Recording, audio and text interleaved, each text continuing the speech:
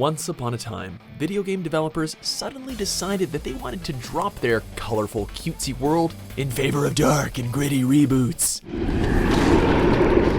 Come on! Before we begin, be sure to subscribe to MojoPlays and click on the links in the description to vote on upcoming content.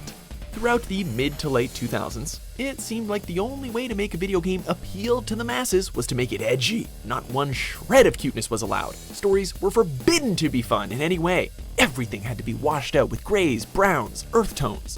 While this sometimes worked, many games that tried this formula failed miserably. Shadow the Hedgehog, with his automatic weapons and motorcycle, became a joke to Sonic fans.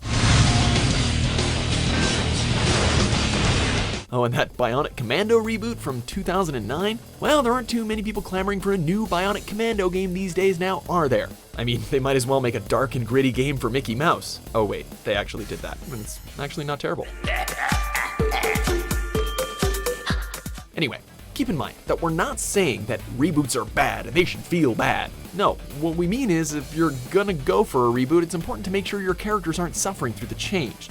Developers need to remember that our favorite characters don't always need major changes all the time.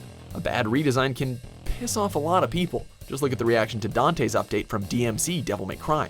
What happened to these characters and their personalities? Where was the creativity? What was wrong with the original designs? Lights out!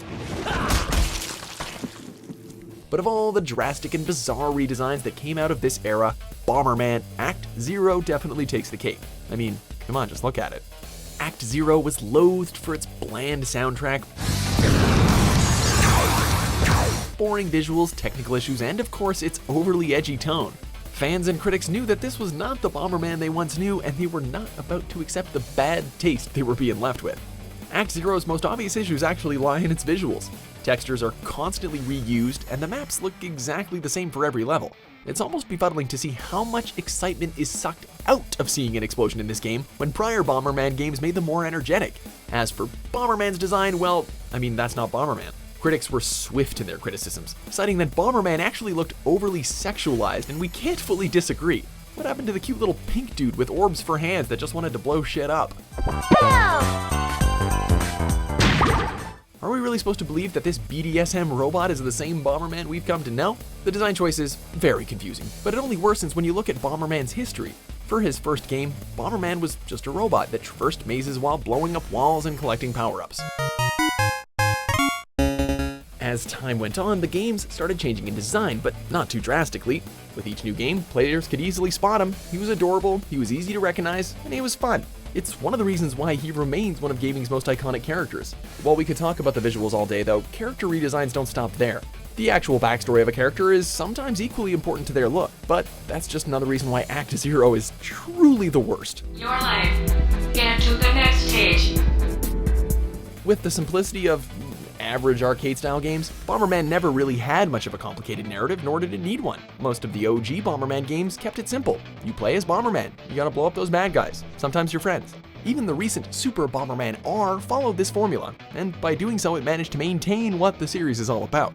Act Zero looks like one of those action movies where the trailer starts with this phrase: in a world, in a world, in a world. However, just like most movies that utilize that phrase, it's terrible, bland, and very forgettable. Instead of keeping a focus on the gameplay, Act Zero wanted to make sure Bomberman was gonna maintain its dark and gritty identity.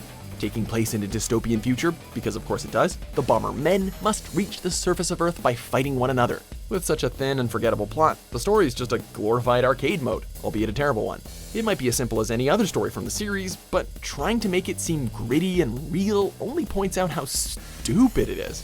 Why can only one reach the surface of Earth? Why are they underground to begin with? Who cares? Today, Act Zero has come to be known as the Bomberman game that wasn't a Bomberman game. With such significant changes to the visuals and narrative, the game failed to become anything remotely related to the other games in the long-running series. Changing up your game's looks can be a big improvement or a big mistake. And not only did Act Zero fail to resonate with fans, but it has also been considered one of the worst video games ever made. That being said, it's clear that Bomberman Act Zero holds the title for the worst video game character redesign of all time. Until we get another reboot that's even worse. Thanks for watching Mojo Plays. Be sure to subscribe and click on the link in the description below to check out our suggestion page and vote on what content you'd like to see us cover next.